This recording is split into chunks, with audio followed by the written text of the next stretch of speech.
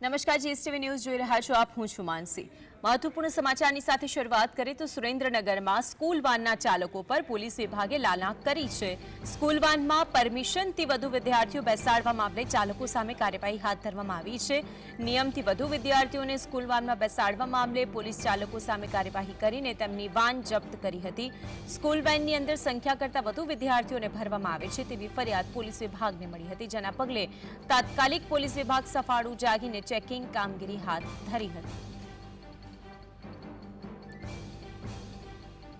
સુરેન્દ્રનગરની અંદર જ્યારે school van ચાલકો છે તે ખરેખર બાળકોને એ જ સ્થિતિમાં લઈ જાય છે કે કેમ, જેટલી મર્યાદિત સંખ્યા છે તેને લઈને ચેકિંગ હાથ ધરવામાં આવ્યું હતું। વધુ માહિતી માટે સંવાદદાતા ફઝલ જોડાઈ ગયા છે। ફઝલ, સુરેન્દ્રનગરની અંદર સ્કૂલ વાન ચેકિંગ હાથ ધરવામાં આવ્યું છે, વિગતો શું છે? जी, जो ચોક્કસથી જો વાત કરવામાં આવે તો સુરેન્દ્રનગર જિલ્લામાં સ્કૂલ વેન ચાલકો છે તે સંખ્યા કરતાં વધુ વિદ્યાર્થીઓને વેનમાં ભરી અને શાળાએ મૂકવા લેવા જતા હોવાની ફરિયાદ પોલીસ વિભાગને મળી હતી।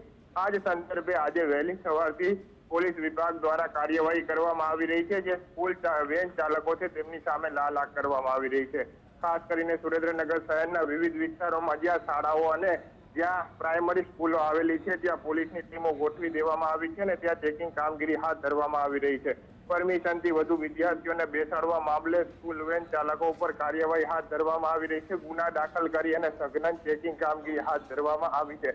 ત્યારે આ મામલે હવે પોલીસ વિભાગ સફાળું જાગ્યું છે।